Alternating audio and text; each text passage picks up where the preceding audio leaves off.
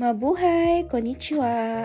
Gusto ko lang i-share sa inyo tong napakagandang araw na bigay ni Lord. And this is the day na pinakihihintay ko for almost 2 years. At ito na nga yung pagpunta ko sa Japan as SSW worker. Na-assign ako sa Hokkaido, Japan under hotel industry. So ayan, papunta na kami sa airport at hinatid ako ng pamilya ko. Dito na rin nagsisink in na talagang papunta na nga ako sa pangarap ko. Malungkot man, pero dapat kayanin. Kinuha na nga rin ng papa ko yung luggage ko and nung mga time na yan, nalulungkot na ako. Naiiyak na ako actually. Pero nagsuot na lang ako ng shades para kung maluhaman ako, hindi halata. And ayan, papasok na rin ako sa entrance dito sa Terminal 1. And dito ko na rin hihintayin yung iba ko pang mga kasamahan. Actually, 7 kaming lalakad going to Hokkaido and yung 5 is from Davao, yung isa naman ay from Baguio at ako naman is from Cavite. At ayan yung mga kasamahan ko, chine-check na nila kung ilang kilo yung mga bagahe nila kasi mahirap nang mag-over baggage. So ayun, balik tayo. Naghintay ako for almost 2 years para sa pangarap kong ito. Alam ko napapaisip kayo, bakit ang tagal? Well, kasi kailangan nyo pa mag-aral ng Nihongo for at least 6 months at pasahan ang JFT exam at Prometric Accommodation exam. Sa totoo lang, bago ako napunta sa kaisya ko na to o sa company ko na ito, sobrang dami ko ding in-applyan. Sobrang daming failure, pero may kasabihan niyang, right things never arrive in hurry, only in perfect time. At naniniwala ako dun. Maraming beses ko nang gusto sumuko, pero lagi kong tinatandaan na I can do all things through Christ who strengthens me. Again, thank you Lord sa paggabay mo sa akin sa journey ko na ito. May check-in na rin kami ng mga baggage namin at may 8 hours layover nga pala kami sa Taiwan bago kami pumunta sa Hokkaido sa New Chitose Airport. Noong mga time nga na ito ay nakapasa na din kami sa immigration at na-check na rin yung mga hand carry bags namin. Sabi nga ng kasamahan ko dyan na pina-open sa kanya yung bag niya dahil dun sa pulbos. Kaya hanggang dyan ay kabang-kaba siya at pawis na pawis pa nga yung anit niya.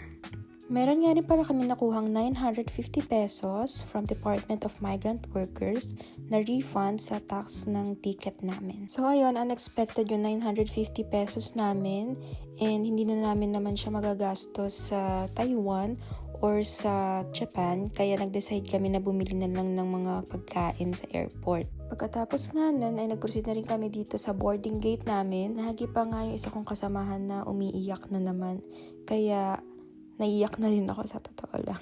At ito na nga ang moment of truth. Boarding na namin at may halong kaba, saya at lungkot. Kaba kasi first time kong pupunta sa Japan as worker. And saya naman dahil ito na yung pinakaasam-asam ko na pangarap ko. And syempre, malungkot din at some point kasi malalayo ako sa pamilya ko. Medyo nagsisisi nga din ako nung time na yan dahil hindi pa ako nagdala ng luggage for hand carry.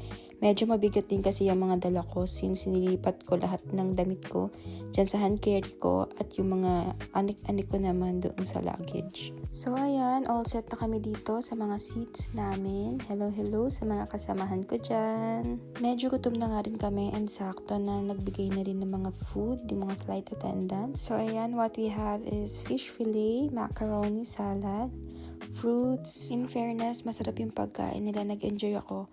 Or gutom lang talaga ako. Habang kumakain nga kami ay grabe yung turbulence na nararanasan namin.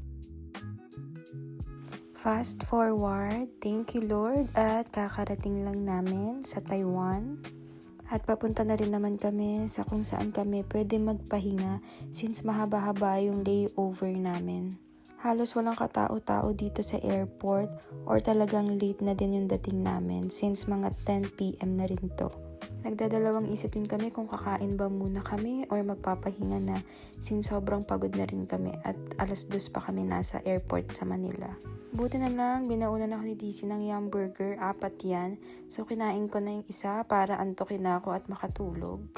Fast forward nga lang, kagigising ko lang yan and nagising ako sa sobrang lamig kaya nagsuot na rin ako ng gloves and jacket ko. Nagtatawanan nga rin kami ng mga time na yan dahil wala pa nga kami sa Hokkaido ay lamig na kami.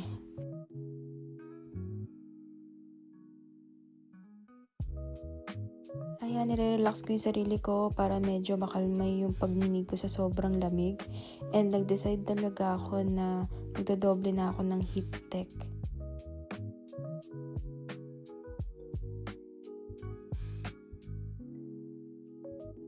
Nang makabalik nga ako, na-realize ko na parang kami na lang ng tao sa airport.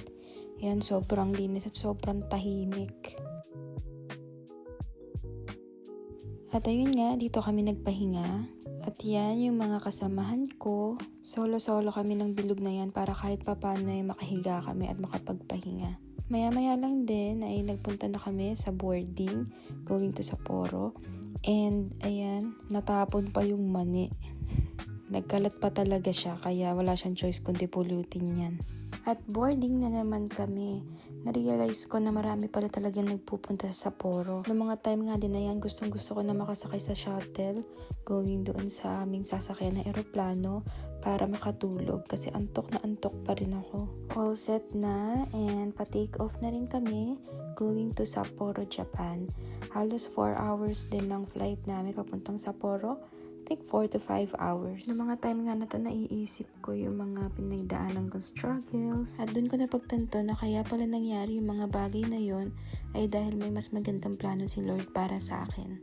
Minsan di din natin maiwasan na magtanong kay Lord, bakit natin nararanasan yung mga problems na to, yung mga struggles. And at the end of the day, maiisip natin na yung mga bagay na yun, yung nagpapatatag sa atin at magpapatatag pa.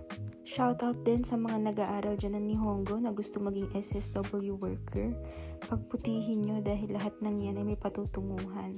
Minsan din akong naging katulad nyo, kaya kung kaya ko, kayang-kaya nyo din.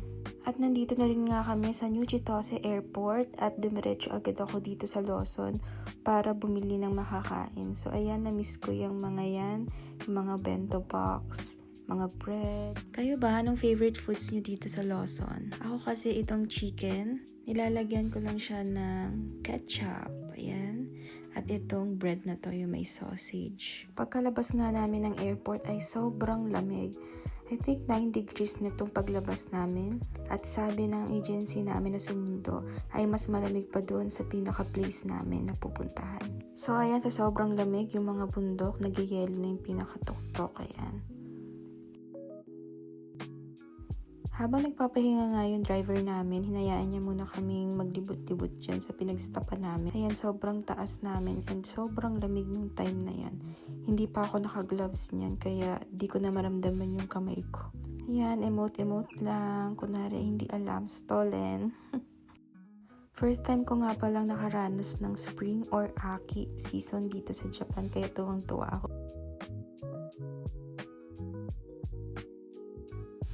Bago nga kami pumunta sa apartment namin, ay hinayaan muna kami mag-grocery ng mga kailangan namin. So itong grocery na to ay malapit na dun sa pinakatutuluyan namin.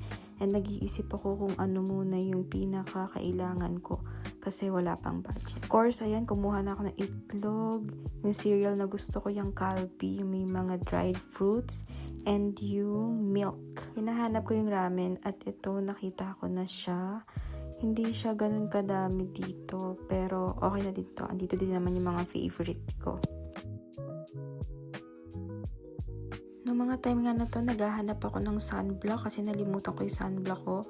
And ayan, yung mga favorite yung mga skincare, yung mga eyeliner, yung nabibili sa Donkey. Ayan, nadagdagan na rin yung basket ko. And meron din dito na mga pang fishing, mga lure. At yan, tama ng paglilibot, baka mapagastos pa ng sobra. Nagbayad na din ako.